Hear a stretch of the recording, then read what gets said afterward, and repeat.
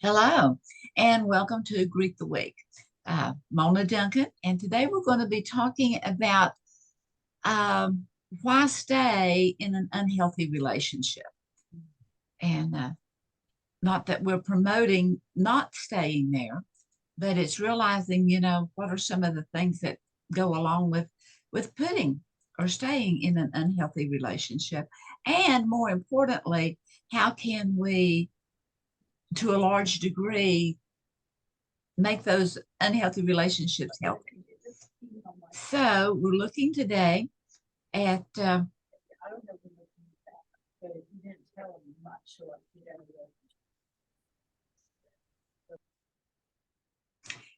first of all, I have this, please heed in that do not allow yourself to be harmed, you or your children. And that applies to male, female, everything all the way around, to get out of harm's way. Abuse help, abuse help is available via phone, by the internet, by the police. So by all means, take care of yourself because you're too important. And so just in thinking of this, why stay in an unhealthy relationship, which many do for years and years, and there's just a multitude of reasons. And this is just a little, not having enough information, or on maybe low esteem or super high esteem that I can fix everything. The children, the fact that, oh, but I love this person.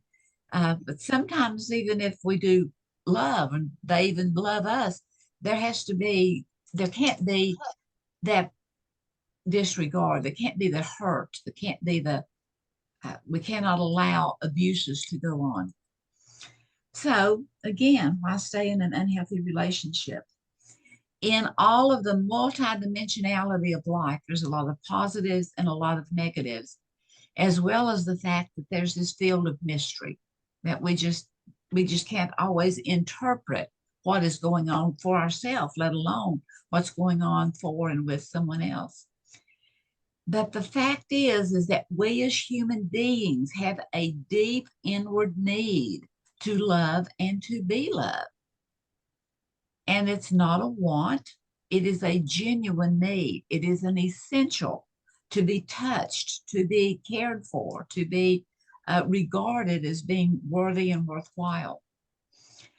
But the love and belonging is also a need that can become harmful, in that whenever we're disregarded, we have a tendency to maybe disregard others, and it can become harmful. But know that always we have choices. That the Greet the Week is looking at living in the now, so that what are we doing now? What has happened in the past matters, but what are we doing now to overcome those difficulties and to see things in a different light?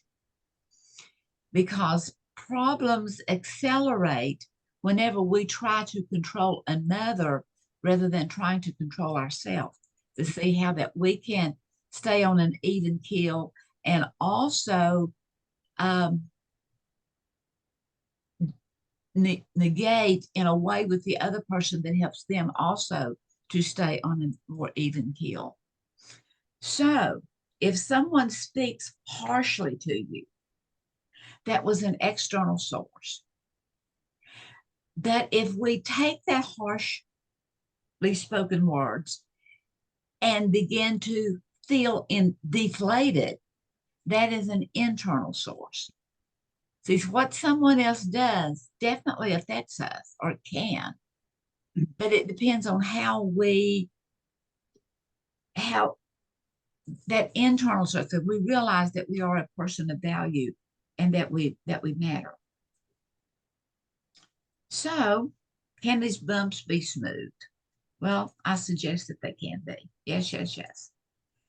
And so here's a word of wisdom from, however you pronounce his name. I don't have it. Well, I can read it. Aeschylus. Thank you. And he was a Greek playwright. And he said, and even in our sleep, pain we cannot forget falls, drop by drop, upon the heart. Wow. And in our own despair, against our will, comes wisdom to us by the awful grace of God. And that's something to really think about. Wow. Grace, grace, grace from others, grace from a divine being, grace from the universe, grace. And whatever this grace is, we can't define it, we can't buy it, we don't deserve it. But you know what? We need to gently accept it. That grace is coming to us, that no matter what we have done or what we have not done, there is a grace that is available to us that can help us to overcome the difficulties of life. So, one of the absolute best ways is with Dr. William Glasser's The Ultimate Question. Is what I am doing, or what am I about to do? What am I going to do? What am I thinking about doing? Is it bringing us closer together, or is it driving us further apart? And that as we can begin to, we just add to the difficulties whenever we're trying to control someone else because we cannot. But sometimes we use these deadly habits in a way of trying to control them by criticizing, blaming, complaining, nagging, threatening, punishing, and then trying to do something nice as a way of controlling them, as a way of getting them to do what we want. Whereas as we can begin to go with the 7 caring habits, to support, to encourage, to listen, to accept. And that acceptance doesn't always mean the fact that it's a correction. Sometimes we just need to accept the fact that they have a habit they're not giving up. But anyway, trusting, respecting, and negotiating our differences. And so, in looking at this, I just wanted to share with you the reflections, Garland and I, of our 50 years together, only it's 56 now because time keeps marching on. And I just felt like it kind of went, well, I'll just share it with you. I'm hesitant to admit this, but I went into marriage with an escape clause in my pocket. If it don't work out, big deal. And then in a time of conflict, I became aware of the awful grace of God and the holiness of vows that are made before man and God, because we as human beings are not quite capable of handling those things. So I actually have an article that I wrote 6 years ago about and I want to share that with you when I can find it and bring it up here. There it is. Okay. I'm just going to read it to you. Okay. They say, whoever this they is, they say that love is blind, but I'm not so sure. In reflecting on our 50 years beginning 50 years ago, I was well aware of the fact of Garland's flaws. I just overlooked them. I knew of his anger. I knew of his flaws. I knew of his quirks, but they were just that. They were quirks. They weren't big enough to distract from also being lovable and funny. But not until they kept happening over and over and over. And no matter how hard I tried, he just would not be fixed. So I had to ask and answer some hard questions to and with myself. The truth is, I am humbled by Garland's love. And when I am honest with myself, I know what I can be like. And yet, he stays with me. And we love each other and we get along in spite of or despite of, as well as because of. Garland's strengths offset my shortcomings, and my strengths offset his shortcomings, which works pretty good for the whole. That is, when we let it, when we use it, rather than when we oppose it. And being rubbed the wrong way helps to smooth out those rough edges and perfect strength. Yes, that's part of God's sense of humor. So attraction plays a large part in a couple getting together. but attraction in and of itself will not keep a couple together.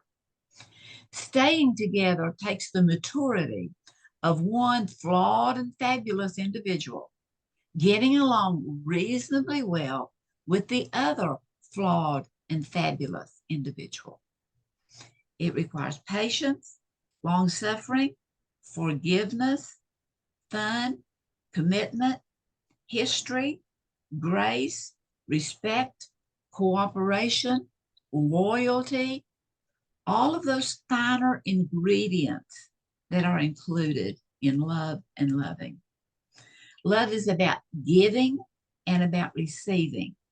Love is never about taking. Love for the long haul needs to remain a little bit blind. So, how do you make love last? You know and appreciate that God, the master matchmaker, had a little hand in your getting together. And whether it was in a legal ceremony or not, a commitment made before God and man, a commitment is important. And whether it's made before, we can't do it alone. We need others to help hold us accountable. Also know that an individual's free will is a major factor in staying together and in liking it. Choice is a big deal in liking your mate and being thankful for your relationship day in, day out, month in, month out, year in, year out, to see their worth and value beyond the everyday irritants. Lovingly to overlook those missteps, to negotiate, to get along anyway, to choose over and over and over again to love, to like, to accept, knowing that union and communion is always a two-way street. So thank you very much for being here, and many blessings to all.